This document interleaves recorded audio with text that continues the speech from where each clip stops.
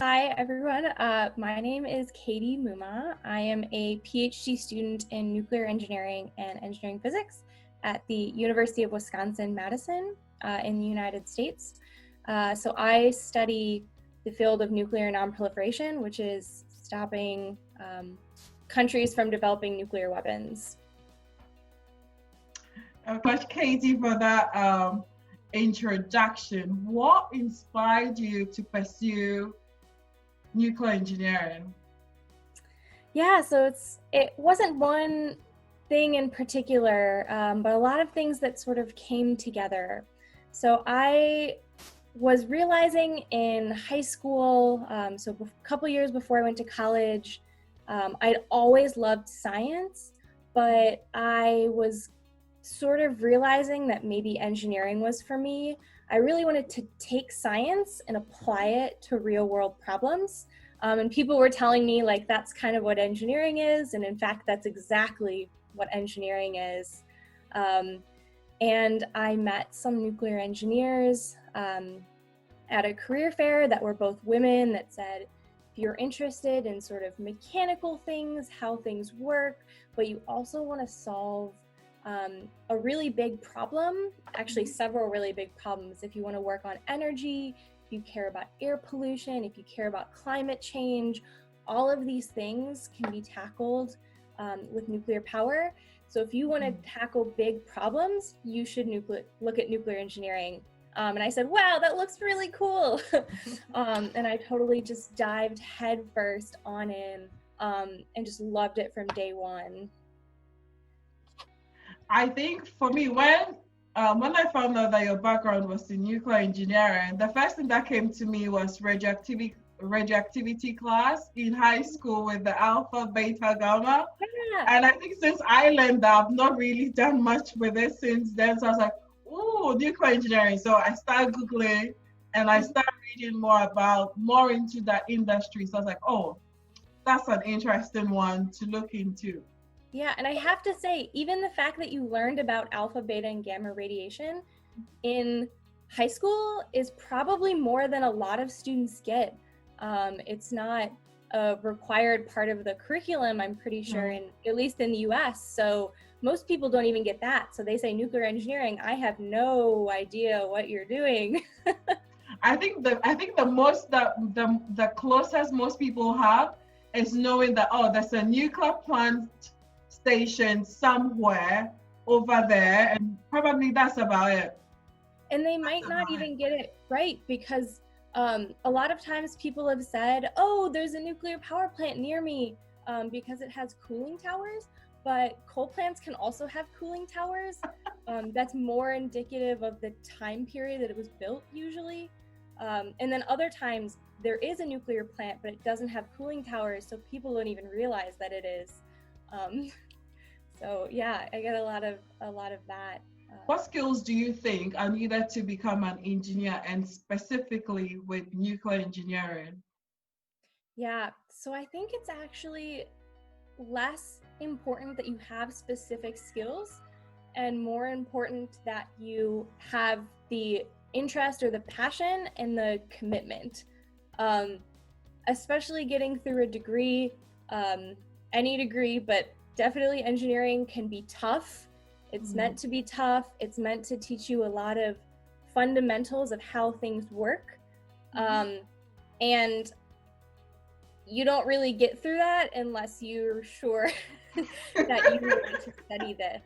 And so I always tell people that, you know, hard work is really the biggest thing that I found, and just choosing to pursue the field is really what kept me going. Especially in a field like nuclear engineering, where, like we said, you don't have a background from high school. You don't, everything you learn in nuclear engineering specifically is built off of the basics of physics and math and chemistry. But all of the nuclear specific part, you learn that in college. You don't have to come in knowing how nuclear fission and fusion work. So as long as you show up and you are willing to put the time in, I think that's the biggest predictor of whether you will come out of the other end with a degree, honestly. I think hard work pays or eventually pays off regardless. So anything else that you do, if you put in the work, it will pay off. And I think that also boils down to engineering. You can't just say, okay, I've had enough in year one, so I quit. You just have to continuously put in the hard work on the good days and the bad days, just so that the work that you are doing will come to an end. So hard work always pays. It always pays. Yeah, and I think student societies are huge. Like engineering student societies, whether that's a group that builds something together. You know, I've been in an automotive group that builds cars, but even professional engineering groups is not something that you really go into college or university thinking that will be a key part of your future. But I found that being in an engineering professional society helped me academically. It helped me figure out what I wanted to do, and I made so many connections and friends to work with too. So I think the willingness to do extracurriculars related to engineering is also super important. What would you say is the most challenging part of being an engineer, especially looking at the statistics where there are like lots of males in comparison to females? Yeah, nuclear engineering is pretty bad for this. If you look at the statistics, at least for the United States, I can't speak for other countries, but in the US, even among engineering fields, nuclear has almost the lowest percent women and close to and it's overwhelmingly white as well. And, you know, it's not the most encouraging thing to go into, but I do tell people that you're going to have to get comfortable in a room where no one looks like you. And most importantly, if you can build allies, your allies don't have to be people that look like you. But I've been blessed with especially men and a lot of white men who have recognized my hard work and my talents and have been the ones to go up and sort of step up to the bat for me. If I ever get talked over, they're willing to step up and say, Katie said this, you know, what a great idea. Katie came up with this. Let's pursue this, instead of like just repeating the idea without credit.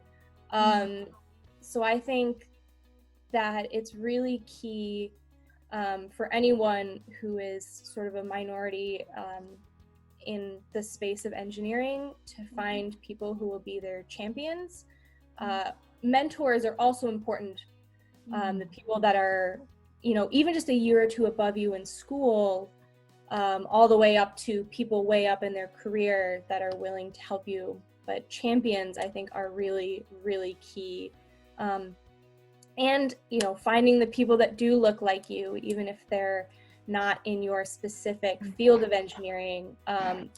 But, you know, sometimes you hear a comment in a computer room and you have got to go vent to some people and say, you know, I know this person didn't mean it, but it's really frustrating to hear this sexist comment or something.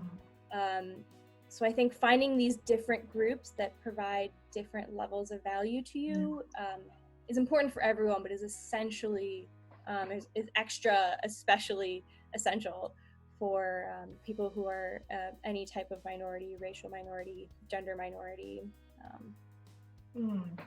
I think one of the things that has come up throughout whilst I've been interviewing is mentoring being so key in one's development throughout their career.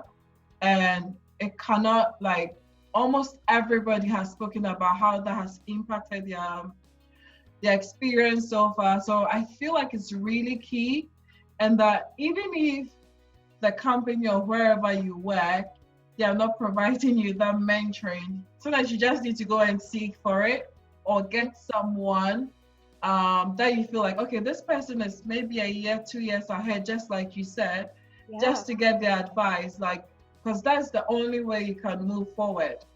Mm-hmm. That's the only way you can move forward, or to help you build or shape your career as well. Yeah, no, totally agree. And I often tell people you don't have to participate in like a formal mentoring program. You don't have to like join something where they match you up and like this person will help your career.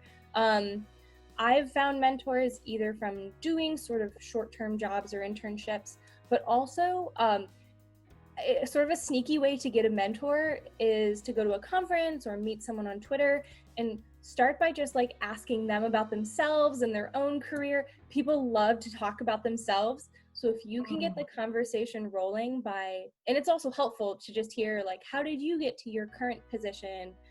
How did you become a manager in this nuclear plant? And then you start sprinkling in like, do you have any advice for me? Like, this sounds really cool. How do you recommend doing this? I like that slow approach. And then by the end of the conversation, you like have a mentor. It's great. Yep. It won't be like the with the label, but the process, that communication process is already mentored by itself. Oh yeah, totally. What would you say is the most rewarding part of being an engineer for you? So sort of bringing it back to the first thing I said, engineering is really about looking at real world problems and solving them using science. So I think when you connect that whole loop and you realize that the work that you're doing is tackling a real world problem, that's just really, really exciting to me. I like to work on things that are important in the world, and so when you get that feedback that something you're doing is working or it's appreciated, gosh, that is just the best feeling for me. Seeing the finality of the work that you're doing, basically. Yeah. So for any young girls out there, probably in high school, secondary school, considering engineering, and they've probably watching this and hearing for the first time nuclear engineering, what advice would you give to them? So there's such a huge wealth of opportunities available for young kids now, especially women, but for anyone, either through sort of formal get into engineering programs, but also just the number of ways that you can learn some basic engineering skills. You can build a robot, you can learn how to code, you can program a Raspberry Pi, you can build little electronics. I recommend just like messing around with things, seeing if something sparks your interest. You know, you used to have to get to college and take a couple classes to see if engineering was right for you. But now there are so many different ways that you can try it out. You know, build some little paper bridges to see if civil engineering seems like fun. So I just recommend, you know, doing a couple things. You don't have to spend a bunch of money, but there are tons of programs online or like little kits. If I could go back in time, I would do all of those all over again. And hopefully I'd still end up in nuclear engineering, but maybe I would be an electrical engineer. I don't know. So I would totally recommend just trying these things out. I feel like currently there's so much on offer to young people. Because when I was growing up, I don't remember building bridges. I think I mostly got into engineering mostly because of some of the people I had around me. Mm-hmm. And I knew I had to do something science. And I didn't want to do anything healthcare, anything healthcare medicine. But I also like to solve problems. So I knew, okay, I was going towards engineering. But now there are so many activities also for those in the UK, there is STEMnet. And STEMnet has lots of activities. So anything science, technology, engineering, maths, you can get activities there that you can do at home, or you can even get a STEM ambassador to come into your school. Now with COVID, I know they're also doing activities virtually. So there are lots of things. And then also with technology, now you can do like a 3D a 3D tour of, let's say, a science museum, or a Yeah. 3D. There's so many things that I think young people now can do just to see, okay, do I have an interest in this? Is this interesting enough before they even get into university to do, let's say, even engineering? So I feel like it's more of like, okay, what am I curious in? What do I want to do more in? What's out there for me? And a lot of the activities tend to also be free Mm-hmm. as well. So as long as the interest is there, there's something out there to help you nurture that curiosity that you have. Yeah, yeah, just figure out what interests you and then go after it. Go for it. So this is the last question. What fun thing do you do outside of engineering that most people will be quite surprised to find out? So I'm a huge fan of sled dog racing. This is the sport where they take huskies, but not like the big floofy Siberian huskies, ones that have been bred to be racing dogs. And you go way up north in the northern US or Canada or Alaska, and they race on snow. And it's extremely exciting. Hold on, do you have a husky yourself? I do not. I do foster dogs, and I had Okay. a Alaskan Malamute a month or two ago. That was a blast. But I do not have my own huskies. I am not a racer myself. I just think the sport is super exciting, and I love to follow it. I also live in the part of the U.S. where there's a pretty good density of races and of people who have sled dogs. So Okay. I just have to drive a few hours away and I can go to races. Oh, But yeah. I don't know whether we have that in England. I need to find out. We don't get too much snow on this side, mostly rain. Maybe Yeah. up in Scotland they might have Maybe. it or something similar. They have it in Scandinavia. So it's pretty much, it's in places where they have a snowpack all winter. Oh. Because it's actually, it's derived from places that used to use dogs to get around before snowmobiles existed in Alaska, but even only a couple hours north of where I am, the only way to get around in winter was to hook a sled up to a team of dogs and have them pull you. So those places where that's possible is generally where you can find sled dog racing. Okay. I'm going to do my own research to find out where that happens in the UK, because I don't think England, no, maybe Scotland might have some places up there for that. That's an interesting, fun thing you do. Because I don't think I've heard that from anybody so far. Yeah, no, I haven't heard that from anybody so far. So yeah, the first one. One more thing. So if you are interested in the field of nuclear engineering, you don't even have to get a degree in nuclear engineering. A lot of places around the world, you can't even get a bachelor's of nuclear engineering. It's only a master's or doctorate level program, but that's okay because there are tons of jobs for other types of engineers in nuclear. So mechanical, civil, electrical, industrial, chemical engineering, all of them, biomedical type engineering, all of them can connect into nuclear engineering.